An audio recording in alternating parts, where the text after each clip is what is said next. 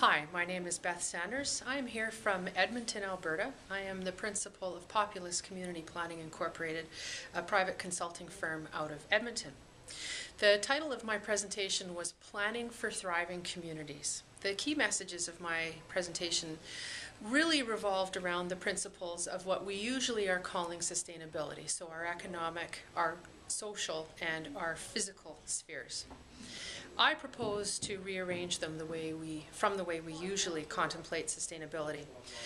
At the center, I imagine our economic life. Our settlements, in fact, have come about simply because of our work, our economic life, and the relationship that each of us have with our work and our passion for doing things to improve our way of life is our economic life. That is always, if healthy, in the context of our physical environment, our physical habitat, if you will.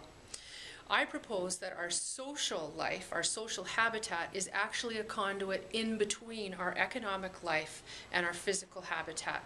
The health of that relationship means that there are effective feedback loops between the work that we do in our day-to-day lives and our physical context. So that has an impact on the very communities that we build and their well-being.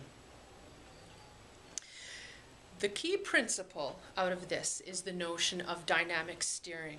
And feedback is absolutely critical whether we're driving a bicycle or a car. If we drive that vehicle with our arms firm right out in front of us and we look very close in front of us, we might be focused on making very quick and jerky adjustments to the path ahead, but we lose sight of the fact of where we're going.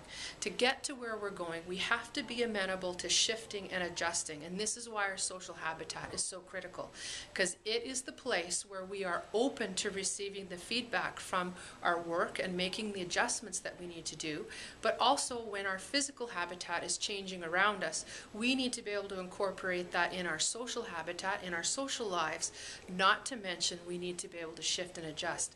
And that shifting and adjusting happens only when we are developing and creating new ways of working, new ways of making, thinking, and doing new things. It's a brave new world that we need to be in to have communities that thrive.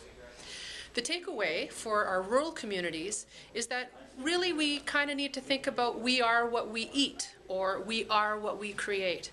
Our communities, our physical, social, and economic aspects of our communities are exactly the habitat that we make for ourselves. We can choose to make them healthy, or we can choose to make do, but a healthy community is going to be one that not only thrives, but also survives. Thank you.